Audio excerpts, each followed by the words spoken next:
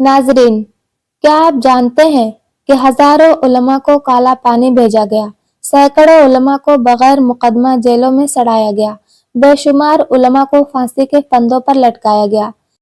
बिस्मिल्लाहिर्रहमानिर्रहीम। नाज़रीन किराम, अब हम इस अजीम दास्तान के उस मरहले पर पहुंच चुके हैं जहां सिर्फ तारीख नहीं, कुर्बानी बोलती है, जहां सिर्फ अल्फाज नहीं, दारो रसन की सदाएं सुनाई देती हैं, और जहां सिर्फ नाम नहीं, लहू से लिखी हुई आज़ादी की तहरीर नजर आती है। ये वो कुर्बानियां हैं जो उलमाए देवबंद और जमीयत उलमाए हिंद ने हिंदुस्तान की आज़ादी के लिए पेश की। नाजरीन, दारुल उलूम देवबंद सिर्फ एक मदरसा नहीं था, ये गुलामी के अंधेरों में जलने वाला वो चिराग था जिसने कौम को आज़ादी का रास्ता दिखाया। 1857 की जंग आज़ादी के बाद जब अंग्रेज हुकूमत ने मुसलमानों को खास निशाना बनाया, उलमा को फांसियां दी गई, मदारिस बंद किए गए, मसाजिद पर पहरे बिठाए गए, उस वक्त देवबंद के अकाबरीन ने फैसला किया कि अगर तलवार छीन ली गई है तो कलम को तलवार बना दिया जाएगा। नाजरीन, क्या आप जानते हैं कि हजारों उलमा को काला पानी भेजा गया, सैकड़ों उलमा को बगैर मुकदमा जेलों में सड़ाया गया, बेशुमार उलमा को फांसी के फंदों पर लटकाया गया। शेखुल हिंद हजरत मौलाना महमूदुल हसन रहमतुल्लाह अलैह, जिन्होंने रेशमी रूमाल तहरीक के जरिए अंग्रेजों के खिलाफ आलमी मंसूबा बनाया, और नतीजा ये हुआ कि आपको गिरफ्तार करके माल्टा की खौफनाक जेल में कैद कर दिया गया, जहां जंजीरों में जकड़ कर रखा गया। लेकिन अंग्रेज जानते थे, हम जिस्म को कैद कर सकते हैं, ख्याल को नहीं। 1919 में जब अंग्रेज जुल्म अपनी इंतहा को पहुंच गया तो उलमाए देवबंद ने एक मुनज़्ज़म प्लेटफॉर्म बनाया, जमीयत उलमाए हिंद। ये जमात सिर्फ तकरीरों की जमात नहीं थी, ये कुर्बानी की जमात थी, ये जेलों को आबाद करने वाली जमात थी। नाजरीन, जब महात्मा गांधी ने तहरीक अदम ताउन का ऐलान किया तो सबसे पहले इस तहरीक की तायद जमीयत उलमाए हिंद ने की।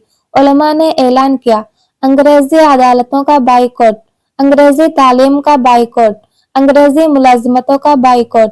नतीजा ये निकला, मदारिस बंद किए गए, उलमा गिरफ्तार किए गए, जेलें उलमा से भर गईं।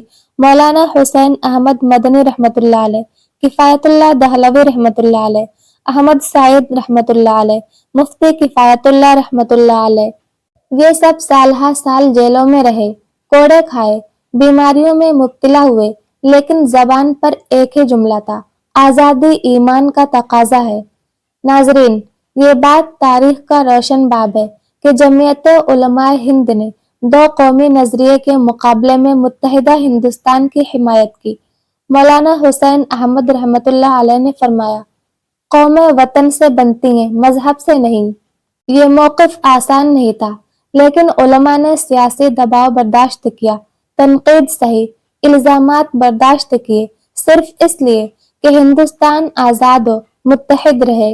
1947 में आज़ादी के बाद भी फसादात, कत्ल व गारत गिरी, मुसलमानों की जानो माल खतरे में, उस वक्त भी जमीयत उलमाए हिंद मैदान में आई, कैंप लगाए, जानें बचाई, मुसलमानों को हौसला दिया।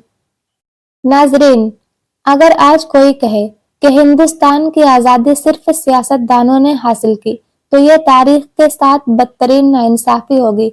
सच ये है, उलमा ने फतवे दिए, उलमा ने जेलें भरी, उलमा ने जानें कुर्बान की, लेकिन कभी इक़्तिदार नहीं मांगा, इजारत नहीं मांगी, सिला नहीं चाहा।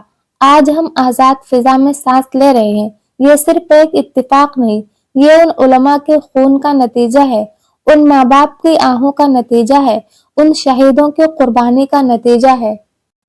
आइए अहद करें, हम तारीख को नहीं भूलेंगे, हम कुर्बानियों की तौहीन नहीं होने देंगे, हम उलमाए हक का एहतराम करेंगे।